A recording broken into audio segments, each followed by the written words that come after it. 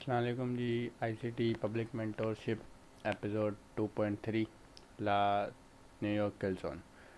तो New York kill zone में हमारे पास ICT concepts used in this module. The New York kill zone, importance of time and price, जो हमारा लास्टली चल रहा था टाइम एंड प्राइस थ्योरी का। द न्यूयॉर्क ओपन सेकेंड चीज़, the New York session, and last important characteristics of New York. ये मेरा favourite session भी है क्योंकि इसमें आपको ऑलमोस्ट ऑल यूएसडी न्यूज़ देखने को मिलती हैं। तो अब सबसे पहले हम देखते हैं major pairs are ideal for this time of the day. Major pair जितने भी होते हैं, कौन कौन से होते हैं इनमें, जिनमें यूएसडी अलाइन हो, जिन पेयर्स में यूएसडी आता है, वो सारे मेजर पेयर कहलाते हैं। फॉर से euro USD, GBP USD, AUD USD, USD CAD, XAU USD, gold, ये सारे पेयर जो हैं ये हमारे मेजर पेयर्स कहलाते हैं। The New York open can frequently set up an optimal trade entry pattern that can offer a 40 to 50 pip scalp. New York session में आपको मोस्टली 40 to 50 पिप या से ज़्यादा कम भी आपको स्कैल्पिंग के तौर पे इंट्राडे ट्रेडिंग में देखने को मूवमेंट मिल सकती है। ओटी पैटर्न थ्रू करके आप इसको कैच भी कर सकते हैं। A key time to monitor are 7 a.m. to 10 a.m. New York time. This is the ideal New York kill zone. सुबह 7 बजे से सुबह 10 बजे तक न्यूयॉर्क टाइम में ये ideal ICT New York kill zone है। इसमें हम मोस्टली एक्सपेक्ट करते हैं कि जो आपको हैवी रेंज मूवमेंट मिलेगी वो इन 3 घंटों में मिलती है। अब इसमें 3 तरह के मोस्टली प्रोफाइल जो होती हैं वो इंट्राडे ट्रेडिंग में वर्क कर रही होती हैं। सबसे पहली प्रोफाइल हमारी जो होती है वो AMD होती है, एक्युमुलेशन मैनिपुलेशन डिस्ट्रीब्यूशन। अभी मैं आपको इसका जस्ट ओवरव्यू दूंगा, बाकी जो इसको कम्प्लीटली है वो आप आगे इसकी जो पूरा मॉडल आएगा उसमें पढ़ लेंगे। जब हम इंट्राडे ट्रेडिंग कर रहे होते हैं तो हम यही एक्सपेक्ट कर रहे होते हैं कि यार हमें इंट्राडे में एक डेली रेंज कैंडल को देखते हुए हम यही एक्सपेक्ट करते हैं कि यार एशियन सेशन में रेंजिंग हो जाए। लंदन में अगर हमारा बायस बुलिश है तो हम एक्सपेक्ट करते हैं कि लंदन में मैनिपुलेशन होकर लो लग जाए, तो हम न्यूयॉर्क में इसका अपोजिट साइड डायरेक्शन की लिक्विडिटी को टारगेट कर सकें। तो ये हमारी एक प्रोफाइल होती है जिसमें एक्युमुलेशन मैनिपुलेशन को हम यूज़ करते हुए अपना डेली बायस फॉर्म करते हैं। उसके बाद सेकंड प्रोफाइल ये होती है, अब पहले इसकी एग्जांपल देख लेते हैं। इसकी एग्जांपल में ये एक USD M15 चार्ट है। इसमें हमारे पास सबसे पहले एशियन आ जाता है।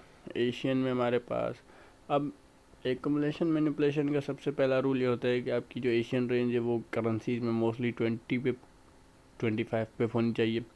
गोल्ड में आप इसको थोड़ा सा बढ़ा सकते हैं, 50 to 60 पिप तक भी चल जाती है। जहाँ ये ट्रेंड होने लग जाती है ना, जहाँ ये कंसोलिडेशन में नहीं होती, तो फिर मोस्टली चांसेस होते हैं कि एक्युमुलेशन जो है वो आपको फॉर्मेशन नहीं मिले उस पैटर्न की। अब जब मैनिपुलेशन हमारी एक्युमुलेशन हो गई एशियन सेशन में, अब हम एक्सपेक्ट करते हैं कि हमारे पास लंदन के स्टार्टिंग आवर्स में, स्टार्टिंग 2 या 2.5 आवर्स में जो है हमारे पास मैनिपुलेशन फॉर्मेशन हो जाए, प्राइस एक हाई लगा दे पिछली लिक्विडिटी को स्वीप करते हुए, previous day high, previous week high, previous month high, कुछ भी हो सकता है, लिक्विडिटी होनी चाहिए बस। तो उसके बाद फिर हम एक्सपेक्ट करते हैं कि प्राइस जो है वो एग्रेसिव सेल ऑफ आ जाए, वो हमें एक इंस्टीट्यूशनल स्विंग पॉइंट बना के देती है, वो हम अभी आगे पढ़ेंगे। एंड देन जो है प्राइस न्यूयॉर्क ओपनिंग पे जब न्यूज़ का टाइम होता है 5:30 8:30 जो होता है वो हमारे पास फिर प्राइस सेल आ जाती है। उसके बाद एक और एग्जांपल देखते हैं। ये GBP/USD M30 चार्ट है। इसमें हमारे पास जस्ट अभी न्यूयॉर्क किल जोन की मार्किंग हुई हुई है। इसको हम थोड़ा और आउटलाइन करके देखते हैं तो हमारे पास सबसे पहले आ जाती है हमारी Asian range, consolidation, manipulation, return, New York kill zone में आपकी ओपनिंग। अगर आप इस पूरी रेंज पे OT भी लगाते हैं तो ये आपको 62% रिट्रेसमेंट लेवल मिलेगा, और फिर प्राइस अपनी सेल स्टॉप्स को टारगेट करती हुई एग्रेसिव सेल ऑफ हो जाती है। एक और एग्जांपल AUD USD M30। अब इसमें मोस्टली क्या होता है कि जब कभी भी एक हायर टाइम फ्रेम न्यूज़ होती है, अब ये NFP डे है, रीसेंट एग्जांपल है, ये इतनी ज़्यादा पुरानी नहीं है, ये NFP डे है। इसमें क्या होता है कि अब जब NFP होती है तो उससे पिछले जो सेशंस होते हैं ना वो बिल्कुल ही कंसोलिडेशन में गुजर रहे होते हैं, बिल्कुल एक स्पीडी कंसोलिडेशन हो रही होती है, क्योंकि लिक्विडिटी बिल्ड करनी होती है उन्हें वोलेटिलिटी इंजेक्शन से पहले। तो अब इसको ज़रा आउटलाइन करके आप देखें तो ये हमारे बाय स्टॉप्स हैं। अब प्राइस यहाँ ट्रेड हो रही है इसके पहले। अब हम यही एक्सपेक्ट करेंगे कि यार पहले ये इन हाइस को क्लियर आउट करेगी, देन जो है वो आपको सेलिंग में देगी। अब सेलिंग जब वो देगी तो हमारा एशियन भी कंसोलिडेशन में, लंदन भी ऑलमोस्ट कंसोलिडेशन में। जब प्राइस नीचे आती है फिर एनएफपी टाइम आता है, मिड न्यूयॉर्क। प्राइस पहले बाय साइड लिक्विडिटी क्लियर करती है, देन आपको यहाँ पे एक इंडिकेशन मिलेगा जिसे हम एसएमडी कहते हैं। वो इसको मैं फ़र्दर बाद में डिफ़ाइन इसके मॉडल में कर दूँगा। अब अगर आप छोटे टाइम फ्रेम पे जाके यहीं से एंट्री पकड़ते हैं, क्योंकि आपके पास जो है बाय स्टॉप्स क्लियर हो चुके हैं, ठीक है, आप एक्सपेक्ट करते हैं कि 20 पिप जो है वो आपकी हंटिंग हो, तो आपकी वो भी हो चुकी। अब आप अगर छोटे टाइम फ्रेम पे जाते हैं, यहाँ पे पकड़ लेते हैं तो भी इट्स ओके। लेकिन ये होता है कि अब बहुत बहुत बहुत लोग होते हैं जो छोटे टाइम फ्रेम पे जाना पसंद नहीं करते हैं। वो बोलते हैं यार छोटे टाइम फ्रेम पे वो एसएल बहुत होते हैं। तो भी आप वेट कर सकते हैं, प्राइस पहले नीचे जाएगी, ये इक्वल लोस किए, देन पहले वो ऊपर गई, रिटर्न टू 62% और इस फेयर वैल्यू गैप में, एंड देन अगेन वो सेल ऑफ आ जाती है। अब इसके बाद आ जाता है हमारे पास the New York open kill zone के बाद हमारे पास आ जाता है न्यूयॉर्क सेशन। न्यूयॉर्क सेशन में आपको the price section during the New York session sees a consistent round of economic news releases. अब न्यूयॉर्क सेशन में क्या होता है कि इसमें मोस्टली आपको कंटिन्यू न्यूज़ रिलीजेस मिलती हैं, क्योंकि यूएसडी की जितनी भी न्यूज़ होती हैं वो पाकिस्तानी टाइम के हिसाब से 5:30 बजे से आना शुरू होती हैं और वो कंटिन्यू रहती हैं शाम 7 बजे तक, रात 9 बजे तक। और एफओएमसी तो हमारे पास रात 11 बजे हो रही होती है पाकिस्तानी टाइम के हिसाब से। तो इसमें क्या होता है कि क्योंकि कंटिन्यू न्यूज़ आ रही होती हैं, इंजेक्शन हो रही होती है, मूवमेंट हो रही होती है, तो ये एक जो है हैवी मतलब रेंज सेशन होता है। इसमें बहुत ज़्यादा मूवमेंट आपको किसी भी यूएसडी पेयर में आपको देखने को मिल सकती है। The newest trading session actually extend beyond the 9 AM to 2 PM in New York time. अब ये इंडाइसिस का भी सेशन होता है कि 9:30 पे वो ओपनिंग होती है उनकी, और वो मिड नून तक, दोपहर के 12 बजे न्यूयॉर्क टाइम तक भी कंटिन्यू रहते हैं। लेकिन ये जो एक्चुअली ट्रेडिंग सेशन होता है ये भी एक्सटेंडेबल होता है 9 AM से 2 PM तक इन न्यूयॉर्क टाइम। अब इसमें ये कैसे एक्सटेंड हो जाता है, कब होता है, ये मोस्टली आपको अभी मैं बताता हूँ। अब ये एक यूएसडी चार्ट है, इसमें सारे ऑलमोस्ट 4 एग्जांपल्स मैंने मार्क किए हैं। जिसमें आप देखें तो आपको ऑलमोस्ट हर ट्रेडिंग सेशन में 200 to 250 पिप्स की मूवमेंट देखने को मिल सकती है। ये देखें, ये 2530 से 2490, तो ऑलमोस्ट 400 पिप्स की ये मूवमेंट। एंड देन 2520 से 2500 200 पिप्स की ये मूवमेंट। एंड देन 2500 से 250 इट मीन्स 500 पिप्स की मूवमेंट। तो एक्चुअली जो न्यूयॉर्क ट्रेडिंग सेशन होता है वो हैवी वोलेटिलिटी होती है। अब इसमें प्रोफाइल्स होती हैं, कभी ये आपको लंदन की कंटिन्यूएशन करता हुआ दिखेगा, कभी लंदन की कंप्लीट रिवर्सल फॉर्म करता हुआ दिखेगा, कभी ये एशियन कंटिन्यूएशन करता है। तो ये 3 प्रोफाइल्स होती हैं जिन पे ये 80% मतलब वर्क करता है कि न्यूयॉर्क सेशन आपका, लंदन सेशन जो होता है वो आपका ये बहुत ज़्यादा मैटर करता है न्यूयॉर्क का बायस डिफ़ाइन करने के लिए। क्योंकि लंदन सेशन का अगर आपको नहीं पता होगा तो आपको बहुत मुश्किल होती है न्यूयॉर्क सेशन का जो बायस होता है वो फाइंड करने में।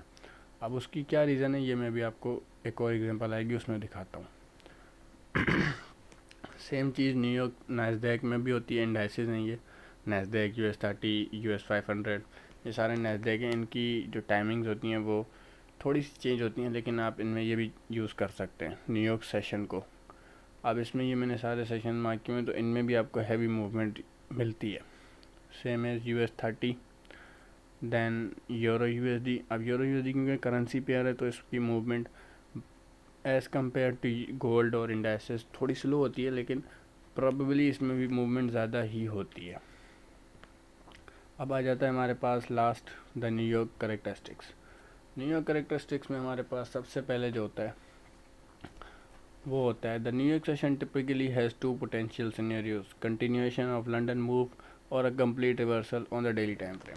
अब होता ये है कि मोस्टली जो AMD पैटर्न है वो आपको देखने को बहुत ही कम मिलता है, क्योंकि उसमें ये होता है कि वो फॉर्मेशन तब होती है जब आपका डेली पे कोई बड़ा सा मतलब रिवर्सल एरिया पॉइंट हो या कोई हैवी PD एरे हो, जिसको फिर टच करने के बाद प्राइस जो है वो आपको बड़े टाइम फ्रेम की रिवर्सल दिखाने को मिलती है।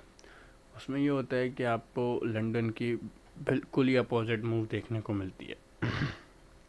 वैसे आम दिनों में ये होता है कि प्राइस जो है वो सिंपली लंदन में पहले स्टार्टिंग में लो लगाती है, फिर बुलिश या बेरिश अपनी डायरेक्शन को ट्रेड करना शुरू कर देती है। अपनी डायरेक्शन में ट्रेड होने के बाद जब लंदन लंच या एक्सटेंडेड आवर्स जो होते हैं वो शुरू होते हैं, तो प्राइस जो है वो रिट्रेसमेंट पकड़ती है डाउन साइड की तरफ, एंड देन जैसे न्यूयॉर्क ओपन होता है वो अपनी कंटिन्यूएशन पकड़ लेती है बुलिशनेस की तरफ। अब इसकी मैं आपको एग्जांपल्स अभी दिखाता हूँ। When the daily is in clear one-sided momentum, it is easiest to look for confirmation of that direction in the London price action. If London agrees with the daily buys, we can anticipate the New York to post a continuation setup reversal require more insights. अब इसमें simply ये बता रहा है कि जब daily आपको confirm पता हो कि वो किसी एक ही डायरेक्शन में जा रहा है, तो आपके लिए आसानी होती है, easiest to look for the confirmation of that direction. अब बेसिकली अगर तो आपका बायास बुलिश है डेली पे, तो आप ये एक्सपेक्ट करोगे कि यार लंदन जो है ना वो बस लो लगा दे, तो मैं इसमें अपने किसी H1 के PD एरे को या H4 के PD एरे को यूज़ करता हुआ अपनी बाय पकड़ के बैठ जाऊँ, क्योंकि मेरा डेली टाइम फ्रेम पे जो बायास है वो बुलिश है। If London agrees with the daily buy, जैसे मैंने भी आपको बताया कि जब अगर आपका लंदन जो है वो डेली बायास के आपके अकॉर्डिंग कर रहा है, मूवमेंट कर रहा है, we can anticipate New York to post a continuation setup reversal require more insights. हमें रिवर्सल पकड़ने के लिए बहुत ज़्यादा कंफर्मेशन की ज़रूरत होती है as compared to continuation setups. Continuation setups में ये होता है कि आप किसी भी पीडी एरे को यूज़ करके, क्योंकि कंटिन्यूएशन में प्राइस एक रिदम में जा रही होती है, तो उसको इतनी मुश्किल नहीं होती है जितनी मुश्किल उसको रिवर्सल फॉर्म करने में हो रही होती है। तो ये चीज़ का होता है कि कंटिन्यूएशन जो है वो कैच करना इजी होता है एज़ कम्पेयर टू रिवर्सल, क्योंकि रिवर्सल में आपको बहुत सारे कॉन्फ्लुएंस जोड़ने पड़ेंगे, तब जाके आपको किसी डेली टाइम फ्रेम पे रिवर्सल देखने को मिल सकती है। अब उन कॉन्सेप्ट में क्वार्टरली शिफ्ट्स भी होते हैं, बड़े टाइम फ्रेम की SMTs भी होती हैं, तो वो एक डीप डिस्कशन हो जाती है। अब यहाँ पे एक सिंपल डायरेक्शन है, अपने ये रिसेंट ही एग्जांपल है, ज़्यादा पुरानी भी नहीं है। डेली टाइम फ्रेम पे हमारे पास कंटिन्यू वो पड़े हुए थे, इक्वल हाइस पड़े हुए थे, और उसके बाद प्राइस जो होती है वो एशियन में कंसोलिडेशन करती है, जैसा हम एक्सपेक्ट कर रहे हैं। ठीक है, एशियन में कंसोलिडेशन करने के बाद वो एंडिंग में लंदन में हाई लगाती है। लंदन में जब वो हाई लगाती है तो हमारे पास एक्सपेक्टेशन क्या होती है कि यार अब जब है ये मुझे एक रिवर्सल पैटर्न बना दे। रिवर्सल पैटर्न तो वो नहीं बनाती है, लेकिन जो एशियन की मूवमेंट और लंदन की जो एक बुलिश रेंज होती है, अब ये जो बुलिश रेंज है ना, ये यहाँ गड़बड़ कर रही थी। अब जब ये रेंज यहाँ से बुलिश निकल चुकी है, तो ये इस एरिया को, हमारे OT लेवल को ये नहीं तोड़ रही है। पहले ये यहाँ से उठती है इस लिक्विडिटी को टच करके। सिल्वर यहाँ पे जो लो होता है ना, ये वाला लो, ये इसने नहीं लिया हुआ, लेकिन ये जो लो है ये सिल्वर ले चुका है। तो ये एक हमारे पास इशू आता है कि यार जहाँ ये सीनियर फॉर्म होता है ना, बेसिकली हम इसको SMT कहते हैं, तो जहाँ हमें SMT मिल जाती है ना, वहाँ फिर कंफर्मेशन हो जाती है कि अब प्राइस उस डायरेक्शन को कंटिन्यू करने वाली नहीं है। तो ये चीज़ आप आगे पढ़ोगे कि लिक्विडिटी स्वीप और लिक्विडिटी पर्च में क्या डिफरेंस होता है, तो ये चीज़ आपको मैं आगे बताऊंगा। अब प्राइस जो है वो ऊपर की तरफ जाती है, स्विंग लो बना के स्विंग हाई करती है, उसके बाद रिटर्न करती है। अब फर्स्ट एंट्री जो होती है वो हमारी यहाँ पे बनती है OT लेवल पे, लेकिन अगर हम इस एंट्री को मिस भी कर देते हैं, तो हम नेक्स्ट एंट्री इस एशियन के जोन के बाद इस लो से इस हाई तक रख के अपने OT लेवल से इधर SL रख के अगेन पकड़ सकते हैं, क्योंकि अब हमारे पास दो कॉन्फ्लुएंस आ गए कि हमारा डेली भी बुलिश डायरेक्शन में है, और H1 पे हमारे को एक SMT टाइप भी मिल गई है, और जो प्राइस है वो पॉसिबली उसको ब्रेक नहीं कर पा रही है इस FED को, तो एट दी एंड वो फिर अपनी डायरेक्शन है उसको अनफोल्ड कर ही देती है।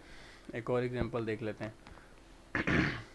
अब ये सारी एग्जांपल्स वो हैं जो मैं ग्रुप में शेयर करता रहता हूँ लाइव, तो आप चाहें तो वो ग्रुप भी ज्वाइन कर सकते हैं, मैं कमेंट और डिस्क्रिप्शन में आपको वीडियो का लिंक भी दे दूँगा। तो उसके बाद जब प्राइस, अब यहाँ पे नैस्डैक H1 का चार्ट है ये, इसमें प्राइस क्या करती है, प्राइस पहले ऊपर की तरफ जाती है। अब हम जैसे एक्सपेक्ट करते हैं कि आपको प्राइस जो है सबसे पहले आपको 20 to 30-40 पिप जो है नैस्डैक, क्योंकि थोड़ी मूवमेंट फास्ट होती है तो आप 30-40 पिप भी एक्सपेक्ट कर सकते हैं। तो ये पहले बाय साइड लिक्विडिटी क्लियर करें। अब जब प्राइस इसको क्लियर करती है, हम अब क्या देखेंगे, हम M1 पे M3 पे अपने लिए एक रिजेक्शन पैटर्न देखेंगे। रिजेक्शन पैटर्न अब मैं आपको दूसरा बताता हूँ। एक तो हमने पढ़ा हुआ है कि हमारे पास OTE पैटर्न है। OTE पैटर्न के बाद सेकंड पैटर्न हमारा ये होता है FVG with displacement market structure shift. आपको स्ट्रक्चर शिफ्ट मिल जाए लेकिन एनर्जेटिक्स मूव से भरी भरी कैंडल्स, जिस तरह आपको ये दिख रही है ना, ये लोअर बॉडीज़ कैंडल हैं, लेकिन ये क्या है, ये एक एनर्जेटिक मूव है। तो इस तरह की एनर्जेटिक मूव अगर आपको M1 पे मिल रही है आफ्टर लिक्विडिटी स्वीप और उसमें FVG भी इंक्लूडेड है, तो ये एक अच्छा साइन होता है। अब सेम सीनियरो M1 पे आके ये जो है ये आपकी टोटल हंटिंग एरिया है, इसको मज़ीद रिफाइन करते हैं। अब ये चीज़ सेम चीज़ आ गई आपके पास, ये ब्लू लाइन रेफ़र कर रही है उस ओल्ड हाई को। इसके बाद प्राइस जो है ऊपर जाती है, एक लो लगाती है, एट दैट जो प्राइस है वो अपना एक और हाई लगाती है, और उसके बाद वो एक एग्रेसिवली डाउन साइड पे आ जाती है। अब डाउन साइड पे आने के बाद प्राइस में, अब अगर आप चाहें तो हमारा जो ओरिजिनल लेवल है वो हमारा क्या है, OT। तो आप OT पे चाहें तो आप सिंपली OT भी लगा सकते हैं। प्राइस ने सिर्फ 70% को टच किया और वो एग्रेसिव सेल ऑफ हो गई। उसके बाद क्या होता है, प्राइस ये एक FVG छोड़ के जाती है।